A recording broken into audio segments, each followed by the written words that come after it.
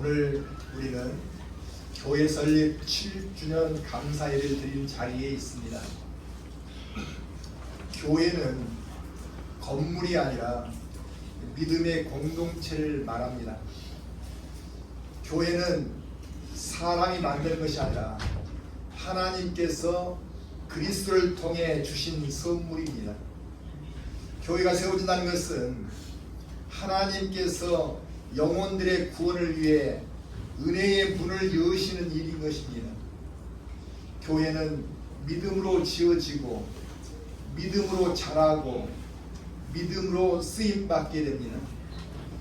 믿음은 하나님과 교제를 하게 만들고 삶의 방향을 바꾸게 하고 하나님의 인도하심을 받게 하며 축복의 열매를 맺게 합니다. 우리는 룻이라는 믿음의 여인을 통해 하나님의 일하심을 알아보고자 합니다. 룻은 나오미라는 여인의 며느리입니다. 나오미의 가족은 유대 땅에 기근이 들자 이방 나라인 모압 지역으로 이주를 해왔습니다.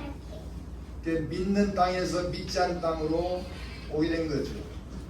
그러나 나오미 남편이 일찍 돌아가셨고 두 아들이 결혼을 했지만 아들이 둘 다 차례차례 죽고 말았습니다. 얼마나 가슴 아프고 힘든 삶을 살았겠습니까? 그래서 그의 가족은 나오미와 모압 사람인 두 며느리만 남게 된 것입니다. 모든 것을 잃어버린 나오미는 이제 고향 유대 땅으로 다시 돌아가기 위해서 두 며느리에게 친정으로 돌아가서 잘 살라고 간곡히 말했습니다. 자신은 그들을 위해서 해줄 것이 아무것도 없었기 때문이죠. 시어머니 말에 한 며느리는 울면서 친정으로 갔으나 룻은 시어머니 고향으로 함께 가겠다고 완강하게 버티는 것입니다. 왜냐하면 환경에 상관없이 하나님과 함께하는 삶을 살고 싶었기 때문이었습니다. 룻의 믿음과 하나님의 인도하심이 어떻게 나타났는지 우리 본문을 통해서 알아보도록 하겠습니다. 첫째는 믿음은 하나님의 인도하심으로 이어지게 된다는 사실입니다. 룻기 1장 16절 상반부에서는 어머니께서 가시는 곳에 나도 가고 어머니께서 머무시는 곳에 나도 머물겠나이다 이렇게 말씀하십니다. 우상을 믿는 모압을 벗어나서 하나님을 믿는 땅으로 가려는 결단을 한 것입니다. 룻은 시어머니를 따라가지만 실상은 하나님을 향해 나가려는 결단을 했던 것입니다. 우리 모두도 하나님을 향해 나아가기를 원해서 교회로 오는 것을 결단했던 사람 아닙니까? 나오미가 아무리 룻에게 친역하라 해도 룻은 가지 않고 울면서 어머니를 붙들었던 거예요. 친정으로 가면은 최소한 먹을 것과 입을 것과 쉴 곳에 대해서는 걱정 안 해도 되지만 그는 하나님을 향한 열망으로 자신에게 주어진 안전망을 모두 버렸습니다. 대신 하나님만을 붙들었던 것입니다. 믿음이 있는 룻은 유대인들의 멸시를 두려워하지 않았고 가난한 환경에도 불화하지 않았고 자신의 초라함에도 부끄러워하지 않았습니다. 오직 하나님을 마음대로 믿을 수 있는 삶이면 좋겠던 것입니다. 그가 믿음으로 하나님을 향해 나아가자 어떤 일이 있었을까요?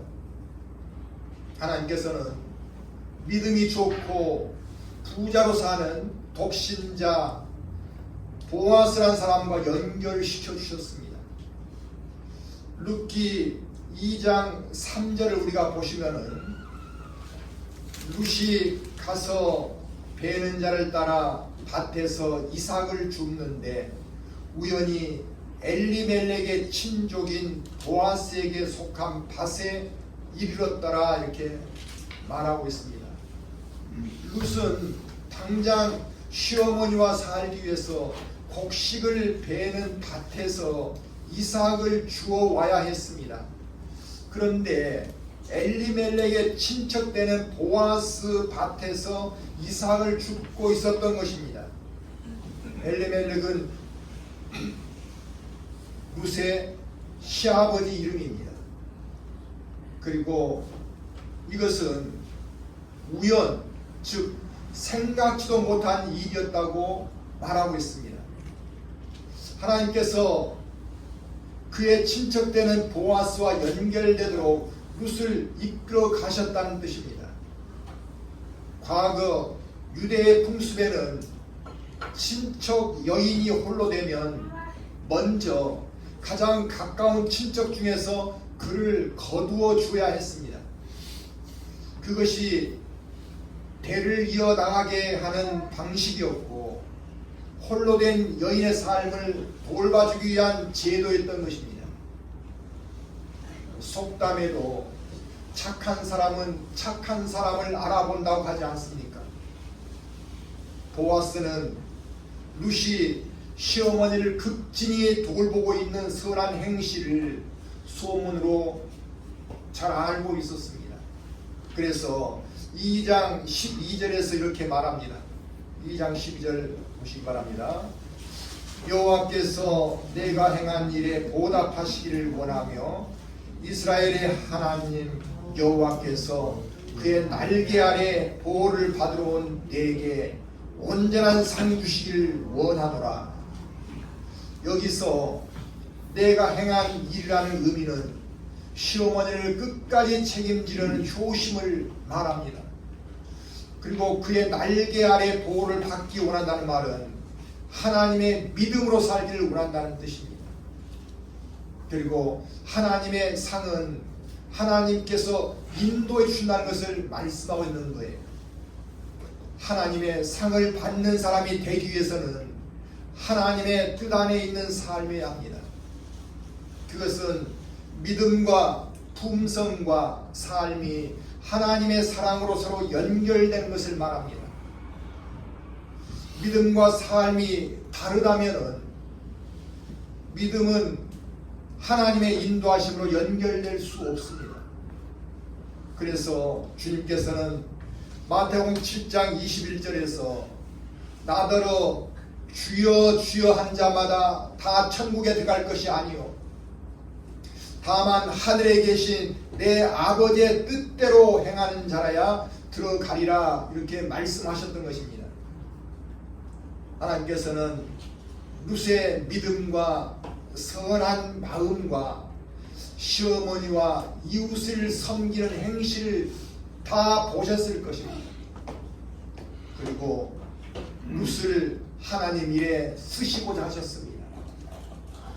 우리 교회가 하나님께 인도를 받는 교회가 되려면 우리 한 사람 한 사람의 믿음과 품성과 행실이 하나님의 뜻과 사랑으로 연결되어야 합니다.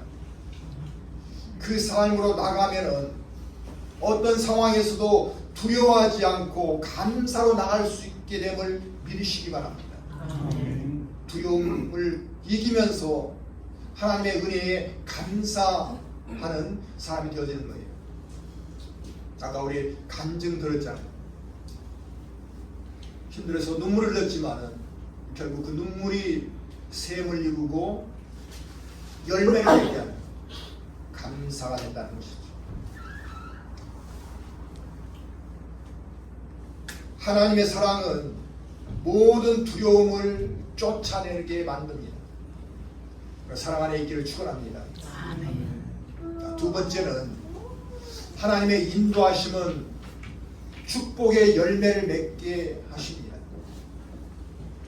16절 중간 부분에 어머니의 백성이 나의 백성이 되고 이렇게 말씀하십니다. 이는 믿음의 공동체를 사랑한다는 말입니다. 바로 오늘날의 교회가 공동체인 것이죠. 우리가 믿음의 공동체 안에 있을 때는 어떤 일이 있을까요? 하나님의 사랑과 축복의 통로 안에 있는 삶이 되는 것입니다. 하나님은 교회를 통해 축복을 부어주십니다. 교회를 통해서 일하십니다. 그러나 교회가 무조건 축복의 통로로 쓰임받는 것이 아닙니다. 축복의 통로가 되려면 공동체가 지향하는 삶의 자세가 하나님께서 기뻐하시는 것이 되어야 합니다. 이기적인 삶의 자세가 아니라 힘든 사람을 살펴볼 수 있는 긍휼한 마음이 있어야 하는 것입니다. 룻은 어떤 마음의 소유자일까요? 2장 17절에서 18절을 보시면은 룻이 밭에서 저녁까지 죽고 그 죽은 것을 떠니 보리가 한 에바쯤 되는지라 그것을 가지고 성읍에 들어가서 시어머니에게 그 죽은 것을 보이고 그가 배불리 먹고 남긴 것을 내어 시어머니에게 드리매 이렇게 말하고 있습니다. 자신의 생명처럼 시어머니를 불쌍히 여기며 봉양한 일을 해냈던 것입니다. 의도한 일은 아니지만 시어머니를 잘 섬기는 마음은 유대인 사회에서 칭찬을 받게 되었고 결국 이웃들과 좋은 관계로 연결될 수 있었습니다. 믿음은 국가나 인종의 차별을 없어지게 합니다. 그리고 하나님의 사랑으로 서로 연결되게 합니다. 교회에는 인종차별이 아니라 오직 형제 자매만 있을 뿐입니다.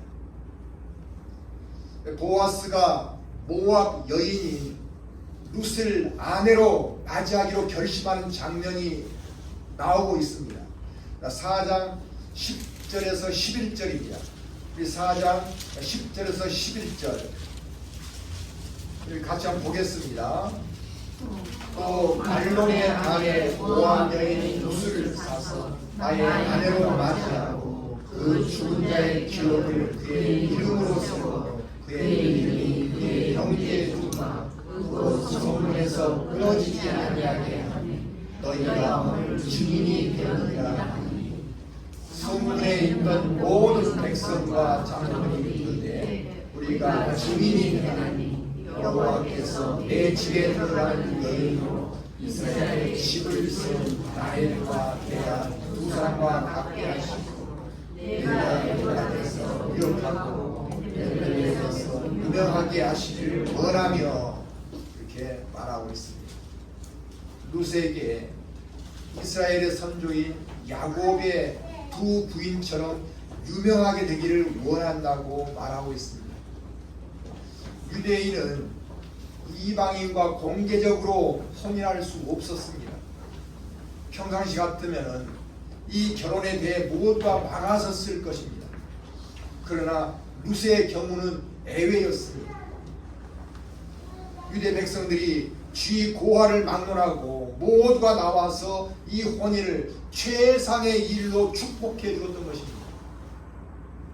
백성을 사랑하는 사람은 백성들로부터 사랑을 받습니다.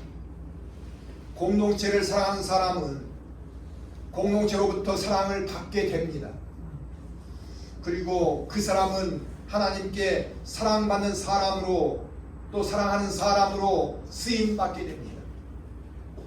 하나님께서는 쉼없이 일을 하십니다. 우리의 사랑도 항상 살아있어야 합니다. 우리 교회가 풍성하게 사랑을 주고 사랑을 받는 교회가 되기를 바랍니다. 교회가 하나님의 선물이라면 세상에서도 돈이 되고 축복해 줄 수 있는 교회가 되어야 합니다. 그 사랑 안에서 날마다 지어져가는 그리스도의 몸으로서의 역할을 기쁘게 감당하는 복된 교회가 되기를 축원합니다. 세 번째는 믿음의 사람은 영혼을 살리는 일에 쓰임 받습니다. 룻은 16절 말미에서 어머니의 하나님이 나의 하나님이 되시리니 이렇게 고백하고 있습니다. 이 고백은 자신의 삶이 완전히 바뀌었음을 말하고 있습니다. 하나님을 믿지 않는 삶에서 하나님을 믿는 삶으로 영혼이 완전히 바뀌었다는 것을 말하고 있는 거죠.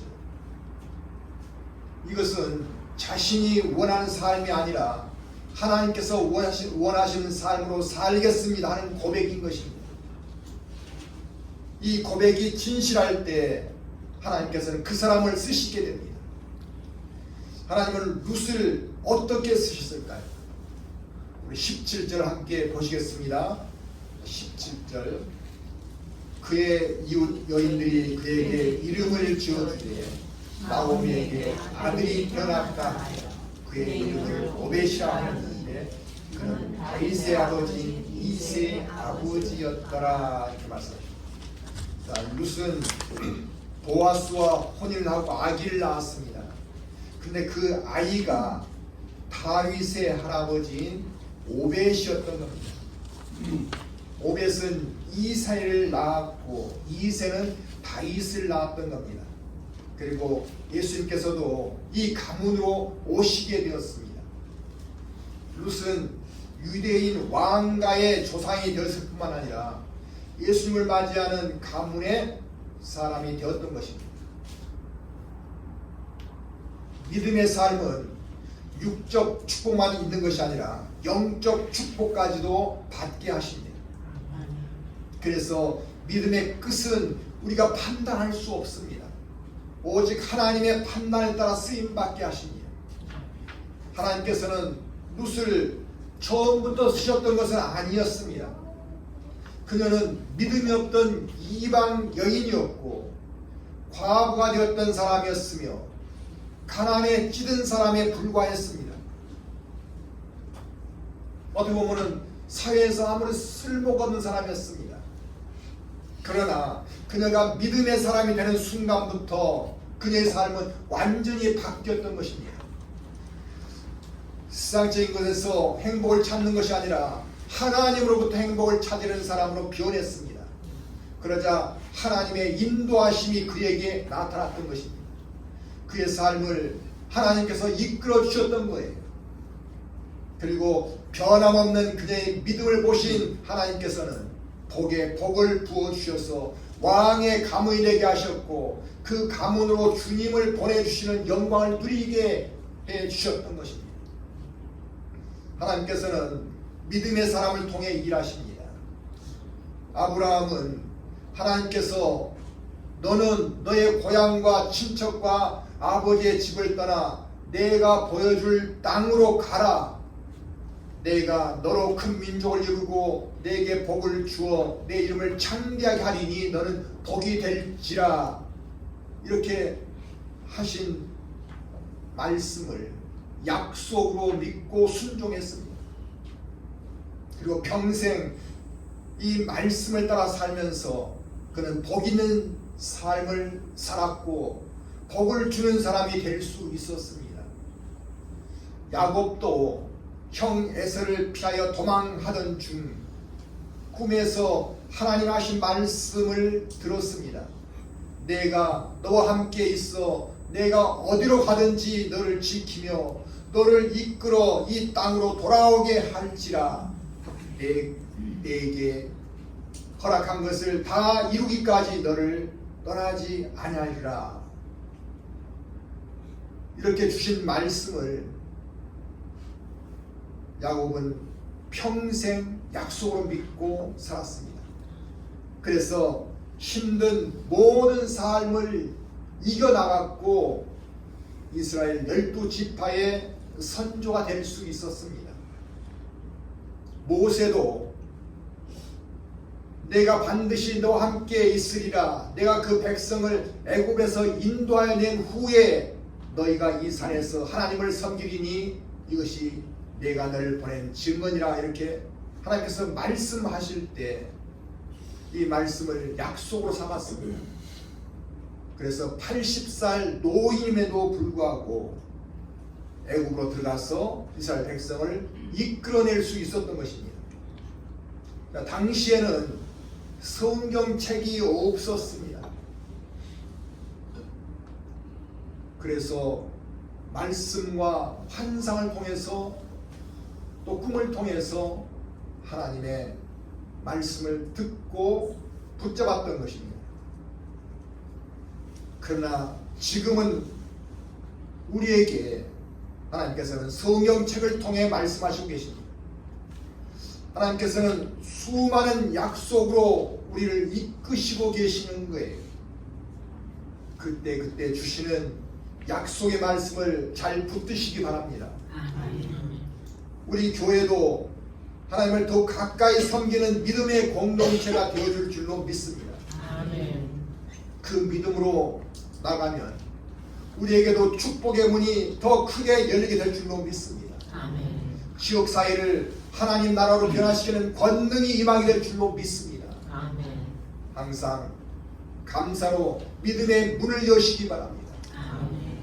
오늘 설립 감사 예배를 통해 우리 모두에게 믿음을 더욱 키우는 은혜가 있기를 축원합니다.